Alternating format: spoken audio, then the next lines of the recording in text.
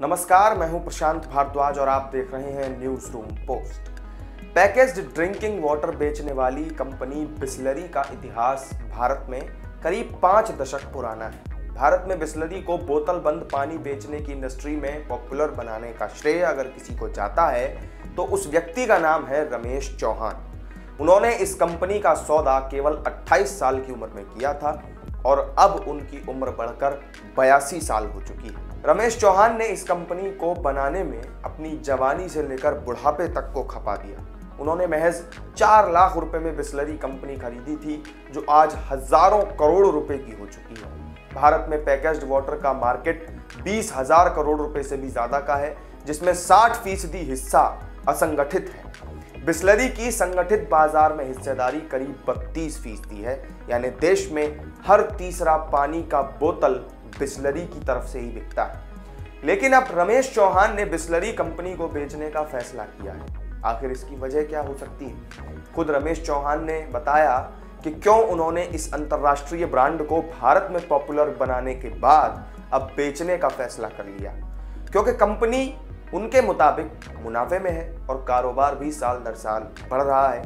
ET की report की माने तो रमेश चौहान की उम्र 82 साल हो चुकी है। बढ़ती उम्र के साथ साथ खराब स्वास्थ्य की वजह से उन्होंने इस कंपनी को बेचने का फैसला किया है। रिपोर्ट में यह भी कहा गया है कि बिसलरी को आगे बढ़ाने या फिर इसके विस्तार को अगले स्तर पर ले जाने के लिए चेयरमैन के पास कोई भी उत्तराधिकारी नहीं है।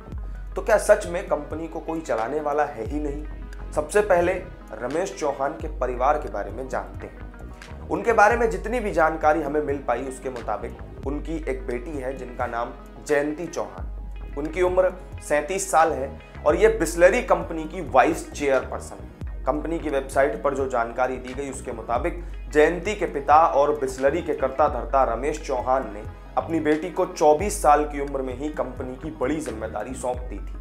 शुरुआत में जयंती को दिल्ली के ऑफिस की जिम्मेदारी दी गई थी और इसके बाद 2011 में मुंबई के बिसलरी कार्यालय का भी जिम्मा उन्हें सौंप दिया गया।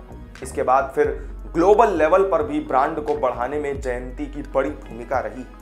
अब रिपोर्ट की माने तो रमेश चौहान ने बिसलरी को बेचने के पीछे कई कारणों में से एक कंपनी में बेटी जयंती की कम दिलचस्पी को भी बताया है।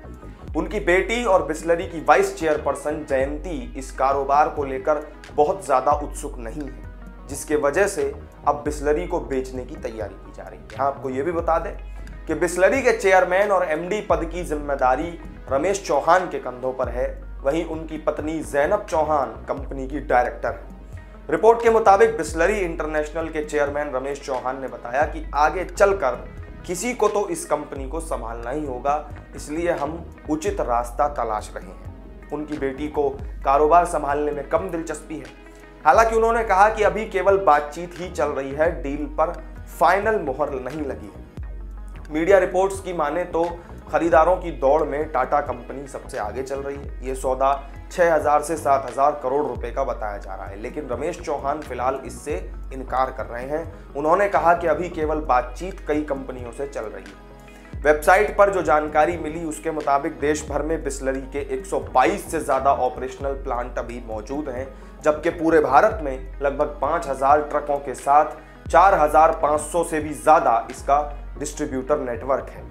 साल 1969 में कारोबारी घराने चौहान परिवार के नेतृत्व वाली पार्ले ने बिसलरी कंपनी को खरीद लिया था। उस समय केवल 4 लाख रुपए में बिसलरी कंपनी का सौदा हुआ था। 1995 में इसकी कमान रमेश चौहान के हाथों में आ गई।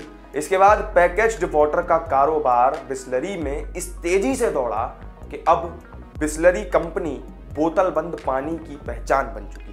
तो इस वीडियो में मेरे साथ फिलहाल इतना ही।